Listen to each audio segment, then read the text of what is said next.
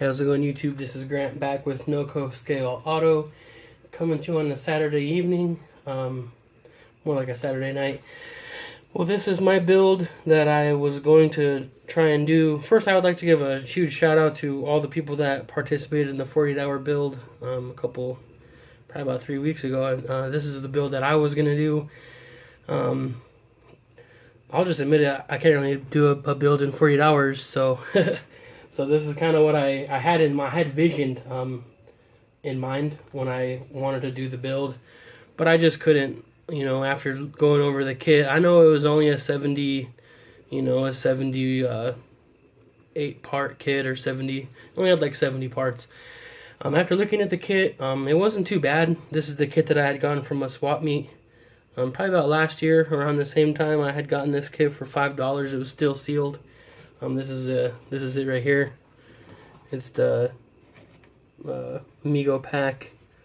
It's an old. This is just an old monogram kit, basic builder kit. So this is kind of what I had visioned for the build.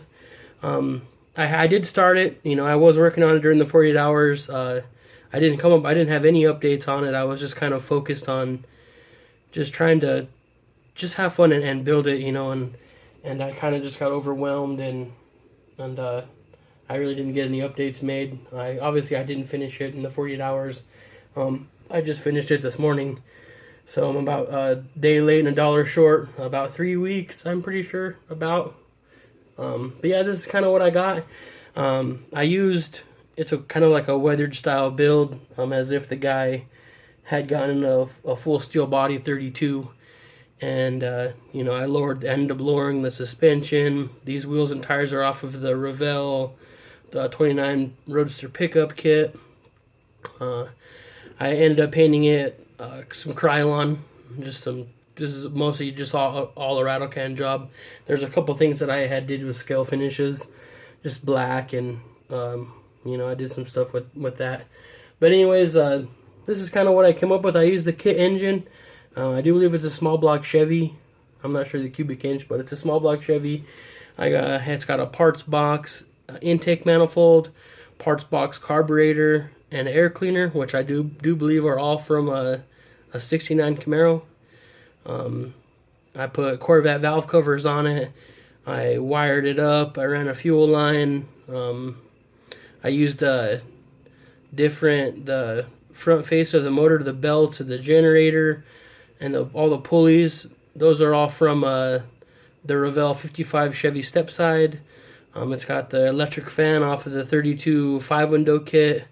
The headlights and all that all came with the kit. I did aluminum splitter bars front and rear. Parts box taillights, I do believe they're from the Revell 32 3-window. I ran a full custom exhaust. The yellow is Model Master Daytona yellow, which I do believe is a GM color. I decided to do yellow wheels, the yellow firewall, and the yellow dash, just kind of as if the guy, maybe he was trying to fix it up a little bit. This kit doesn't come with a factory 32 dash or 32 firewall, excuse me. The firewall is a custom. You could tell it's a custom firewall, so I kind of just painted it as if it would be a custom firewall. The interior was all molded in, and I'll stop and I'll show you guys. I added seat belts. I put a magazine on the seat. I made my own shifter and stuff like that. It's got NoCo scale, NoCo Colorado license plates on it on the back. I added the steps on the side. You can see on the back fender, and on the very back I added the steps for the mother-in-law seat, the rumble seat in the back. The kit came with the handles on the side, and then I drilled a hole and I put the handle to open the rumble seat up. But all in all, it was a fun build. Kind of disappointing, the windshield was kind of scratched up. The kit was still sealed in the box, but it was an issue from 2000, and it wasn't. I don't think it was in a bag, so the windshield was kind of scratched up, and I was just kind of glad to get it done. I really had fun. It's not really a showpiece. I probably won't ever take it to any shows or anything, but it's just a really, builds like this that gets me excited about the hobby is what it's all about. I had a blast building this. It was just really fun. It was just a cool kit. So I'm glad I got to build it.